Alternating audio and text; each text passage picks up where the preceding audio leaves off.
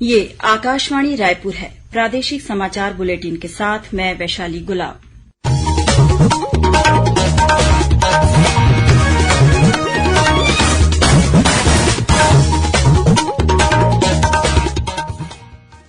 और अब पेश हैं आज के मुख्य समाचार। नई दिल्ली के लाल किले पर 15 अगस्त को आयोजित स्वतंत्रता दिवस समारोह में छत्तीसगढ़ से 5 किसान उत्पादक संगठनों के प्रतिनिधियों सहित 29 लाभार्थी परिवारों को विशेष अतिथि के रूप में किया गया आमंत्रित।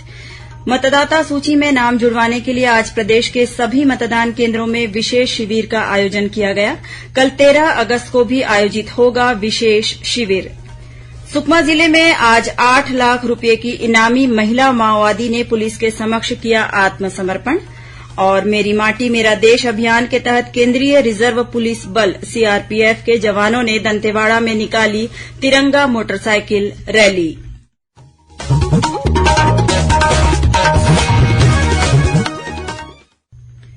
अब समाचार विस्तार से। प्रधानमंत्री नरेंद्र मोदी 15 अगस्त को नई दिल्ली के लाल किले पर आयोजित स्वतंत्रता दिवस समारोह में ध्वजारोहण करेंगे। इस समारोह में पूरे देश से लगभग 1800 विशेष अतिथि शामिल होंगे। इसमें छत्तीसगढ़ से 5 किसान उत्पादक संगठनों के 10 प्रतिनिधियों सहित विभिन्न क्षेत्रों के 29 लाभार्थी परिवारों को भी आमंत्रित किया गया है। छत्तीसगढ़ में आगामी विधानसभा चुनाव के पहले मतदाता सूची के विशेष संक्षिप्त पुनरीक्षण का कार्य जारी है। भारत निर्वाचन आयोग के निर्देश पर आज प्रदेश के सभी मतदान केन्द्रों में विशेष संक्षिप्त पुनरीक्षण शिविर का आयोजन किया गया। इसके अलावा 13, 19 और 20 अगस्त को भी सभी मतदान केन्द्रों में विशेष शिविर का आयोजन किया जाएगा। जिन लोगों के नाम अभी तक मतदाता सूची में दर्ज नहीं है, वे इस विशेष शिविर में जाकर आवेदन प्रस्तुत कर सकते हैं। साथ ही जिन मतदाताओं के नाम या पता गलत दर्ज हुआ है, वे भी इस शिविर में उसे सुधरवा सकते हैं। साथ ही इन विशेष शिविरों में आधार नंबर को मतदाता परिचय पत्र से भी जोड़ा जाएगा। छत्तीसगढ़ की मुख्य निर्वाचन पदाधिकारी रीना बाबा साहेब कंगाले ने बताया कि 2 अगस्त को मतदाता सूची का प्रारंभिक प्रकाशन किया जा चुका है। 31 अगस्त तक प्राप्त दावा आपत्तियों का निराकरण किया जाएगा।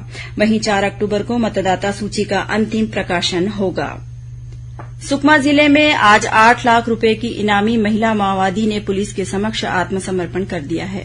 पुलिस अधीक्षक किरण चौहान ने बताया कि ये महिला माओवादी पिछले 17 वर्षों से माओवादी संगठन में सक्रिय थीं। इस माओवादी पर विभिन्न हिंसक घटनाओं में शामिल रहने का आरोप है।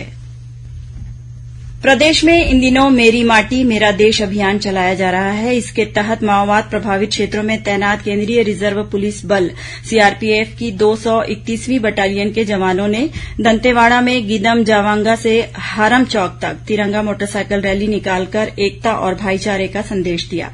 वहीं नेहरू युवा केंद्र मुंगेली द्वारा शासकीय हाईस्कूल फंदवानी में मेरी माटी मेरा देश कार्यक्रम का आयोजन किया गया। इस दौरान स्कूली छात्र छात्राओं और ग्रामीणों को पंच प्राण की शपथ दिलाई गई।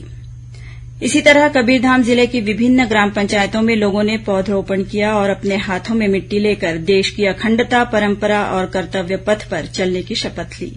गौरतलब है कि स्वतंत्रता की 75वीं वर्षगांठ पर शुरू किए गए आजादी का अमृत महोत्सव के समापन के लिए देशभर में मेरी माटी मेरा देश अभियान 9 अगस्त से शुरू हुआ है। राज्यपाल विश्वभूषण हरिचंदन ने कहा है कि विद्यार्थियों को कौशल, ज्ञान और बुद्धि से परिपूर्ण होना चाहिए ताकि वे बड़े शहरों में पढ़ने वाले विद्यार्थियों से प्रतिस्पर्धा कर सकें। विद्यार्थियों को अपने ही राज्य में पाठ्यक्रमों के मामले में समान गुणवत्ता, बुनियादी ढांचा और सुविधाएं मिले, ये प्रयास होना चाहिए। राज्यपाल ने आंजनेय विश्वविद्यालय के उद्घाटन अवसर पर ये बात कही। मुख्यमंत्री भूपेश बघेल ने आज रायपुर में आयोजित कार्यक्रम में शिक्षक भर्ती के अंतर्गत व्याख्याताओं को नियुक्ति पत्र और छात्र छात्राओं को हायर सेकेंडरी सह आईटीआई ट्रेड प्रमाण पत्र प्रदान किए। इस अवसर पर मुख्यमंत्री ने कहा कि आईटीआई करने के इच्छुक विद्यार्थियों को हायर सेकेंडरी पास करने के बाद 1 साल आईटीआई का प्रशिक्षण लेना पड़ता है, लेकिन अब 12वीं पास करते ही विद्यार्थियों के पास एक प्रमाण पत्र होगा जो उन्हें चयनित ट्रेड का एक्सपर्ट बना देगा। इस डिग्री से विद्यार्थी नौकरी भी कर सकते हैं। छत्तीसगढ़ उच्च न्यायालय की किशोर न्याय कमेटी द्वारा आज उच्च न्यायालय के ऑडिटोरियम में विधि के साथ संघर्षरत बच्चों के अपराध निवारण, पुनर्स्थापित स्थापनात्मक न्याय परिवर्तन और उनके निरोध के विकल्प विषय पर राज्य स्तरीय कंसल्टेशन का आयोजन किया गया। इसका शुभारंभ छत्तीसगढ़ उच्च न्यायालय के मुख्य न्यायाधीश रमेश सिन्हा ने किया। इस अवसर पर मुख्य न्यायाधीश ने कहा कि हम सबको बच्चों की सुरक्षा और संरक्षण के लिए हर संभव प्रयास करना चाहिए। किशोरों को अपराध करने से रोकना समाज में अपराध की रोकथाम का एक अनिवार्य हिस्सा है। कार्यशाला में छत्तीसगढ़ राज्य विधिक सेवा प्राधिकरण के कार्यपालक अध्यक्ष न्यायमूर्ति गौतम भादुड़ी और छत्तीसगढ़ राज्य न्यायिक अकादमी के अध्यक्ष न्यायमूर्ति संजय के अग्रवाल भी मौजूद थे। राज्य सरकार ने मुख्यमंत्री उच्च शिक्षा प्रोत्साहन छात्रवृत्ति योजना को स्वीकृति प्रदान कर दी है। इस योजना के तहत उच्च व्यावसायिक संस्थान में प्रवेश के समय विद्यार्थियों को अधिकतम 50,000 रूपये वार्षिक एकमुश्त राशि प्रदान की जाएगी। ये योजना आईआईटी, एम्स, आईआईएम, एनएलयू जैसे उच्च शिक्षा व्यावसायिक संस्थानों में प्रवेश लेने वाले निम्न आय वर्ग के प्रतिभावान विद्यार्थियों के प्रवेश को सुगम बनाने और उन्हें तात्कालिक सहायता देने के लिए शुरू की जा रही है। विद्यार्थियों के चयन में प्रवेश परीक्षा के प्राप्तांक के साथ ही मेरिट सूची में अनाथ और दिव्यांग बच्चों को प्राथमिकता दी जाएगी। प्राप्त आवेदनों का परीक्षण राज्य स्तरीय समिति करेगी। राजस्व और आपदा प्रबंधन विभाग ने पटवारियों के हड़ताल अवधि को उनके अर्जित अर्धवैतनिक अवकाश में समायोजित करने का आदेश जारी कर दिया है। आदेश के अनुसार प्रदेश के राजस्व पटवारियों के 15 मई से 15 जून तक की हड़ताल अवधि को संबंधित हल्का पटवारी के अर्जित अवकाश अर्धवैतनिक अवकाश के रूप में समायोजित करने की अनुमति दी गई है। राजस्व विभाग ने इस संबंध में सभी कलेक्टरों को पत्र लिखा है। कोंडागांव नगरपालिका परिषद के अध्यक्ष पद के लिए हुए चुनाव में कांग्रेस प्रत्याशी वर्षा यादव ने जीत हासिल की है। मतदान में कुल 22 पार्षदों ने हिस्सा लिया, जिसमें कांग्रेस प्रत्याशी वर्षा यादव को 11 मत मिले, जबकि उनकी प्रतिद्वंदी भाजपा प्रत्याशी संगीता चक्रधारी को 10 वोट प्राप्त हुए। वहीं 1 मत निरस्त हुआ। गौरतलब है कि कोंडागांव नगरपालिका परिषद की तत्कालीन अध्यक्ष हेमकुंवर पटेल के निधन के बाद अध्यक्ष का पद रिक्त था। आज विश्व हाथी दिवस है। इस अवसर पर प्रदेश में जन जागरूकता संबंधी विविध कार्यक्रमों का आयोजन किया जा रहा है। हाथी राहत और पुनर्वास केन्द्र रमकेला, एलिफेंट रिजर्व सरगुजा, सेमरसोत, पिंगला और बादलखोल अभ्यारण्य में जन जागरूकता कार्यक्रम आयोजित किया गया। इस दौरान रैली, निबंध और भाषण प्रतियोगिताएं हुई।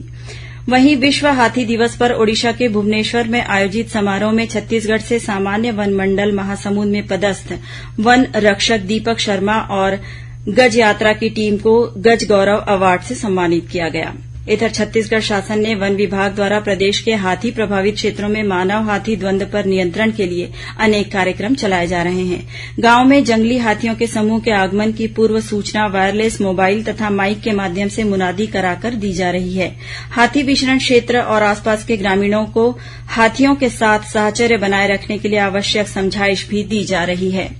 राज्य सरकार की हाफ बिजली बिल योजना का लाभ अब भिलाई स्टील प्लांट टाउनशिप के उपभोक्ताओं को भी मिलेगा। ऊर्जा विभाग ने इस संबंध में आदेश जारी कर दिया है। इसके पहले भिलाई टाउनशिप में निवासरत उपभोक्ताओं को इस योजना का लाभ नहीं मिलता था, क्योंकि उन्हें बीएसपी प्रबंधन विद्युत आपूर्ति करता था। गौरतलब है कि छत्तीसगढ़ राज्य विद्युत वितरण कंपनी के सभी घरेलू उपभोक्ताओं को प्रतिमाह खपत की गई 400 यूनिट तक की बिजली पर बिल की आधी राशि देनी होती है। बिलासपुर के दयालबंद स्थित आत्मानंद उत्कृष्ट हिंदी मीडियम स्कूल के बाल वैज्ञानिकों की प्रतिभा को निखारने के लिए नीति आयोग की पहल पर अटल टिंकरेथन का आयोजन किया गया। इसमें प्रदेश के 111 स्कूलों के 315 बाल वैज्ञानिकों ने अलग अलग विषयों पर तैयार किए गए आविष्कारों का प्रदर्शन किया। अटल टिंकरेथन में राजनांदगांव के वेस्लियन स्कूल के युवा वैज्ञानिकों ने तीसरा स्थान हासिल किया। गौरतलब है कि केन्द्र सरकार द्वारा शुरू की गई अटल टिंकरिंग लैब के अंतर्गत विद्यार्थियों को विभिन्न मॉडल तैयार करने की तकनीक से शिक्षित किया जा रहा है। प्रादेशिक समाचार एकांश आकाशवाणी रायपुर द्वारा प्रस्तुत कार्यक्रम जिले की चिट्ठी का प्रसारण कल शाम 6:05 से 6:10 तक किया जाएगा। इस कार्यक्रम को छत्तीसगढ़ स्थित आकाशवाणी के सभी केन्द्र रिले करेंगे। इस बार के अंक में धमतरी जिले की गतिविधियों के बारे में जानकारी दी जाएगी। और अब कुछ खबरें संक्षेप में। राजस्व और आपदा प्रबंधन विभाग ने पटवारियों की हड़ताल अवधि को उनके अर्जित अर्धवैतनिक अवकाश में समायोजित करने का आदेश जारी कर दिया है। राज्य सरकार की हाफ बिजली बिल योजना का लाभ अब भिलाई स्टील प्लांट टाउनशिप के उपभोक्ताओं को भी मिलेगा। ऊर्जा विभाग ने इस संबंध में आदेश जारी कर दिया है। सक्ती जिले में डबरा हसौद मुख्य मार्ग पर पुलिया निर्माण की मांग को लेकर भारतीय जनता युवा मोर्चा के कार्यकर्ताओं ने घोघरी गांव के पास सड़क पर प्रदर्शन किया। इससे काफी देर तक आवागमन बाधित रहा। 17, 18, 19, 22 और 23 अगस्त को रायपुर के विभिन्न स्थानों पर रोजगार और ऋण मेले का आयोजन किया जाएगा। इसमें सम्मिलित होने के लिए रायपुर रोजगार संघी पोर्टल पर और मोबाइल ऐप के माध्यम से पंजीयन कराया जा सकता है। रायपुर जिले के अटारी स्थित स्वामी आत्मानंद शासकीय अंग्रेजी माध्यम आदर्श महाविद्यालय में प्रवेश की अंतिम तिथि 14 अगस्त है। जो विद्यार्थी ऑनलाइन माध्यम से प्रवेश नहीं ले पाए हैं, वे भौतिक उपस्थिति के आधार पर प्रवेश ले सकते हैं। स्वदेशी जागरण मंच द्वारा चलाए जा रहे देशव्यापी स्वावलंबी भारत अभियान के तहत आज रायपुर के महाराजा अग्रसेन महाविद्यालय में छात्र संवाद कार्यक्रम का आयोजन किया गया। इसमें प्रमुख वक्ता के तौर पर स्वदेशी जागरण मंच के राष्ट्रीय सह संगठक सतीश कुमार मौजूद थे और आपत्तिजनक भाषण देने के मामले में आदिवासी नेता सुरजू टेकाम के खिलाफ मानपुर पुलिस अपराध पंजीबद्ध कर लिया गया है। अंत में मुख्य समाचार एक बार फिर।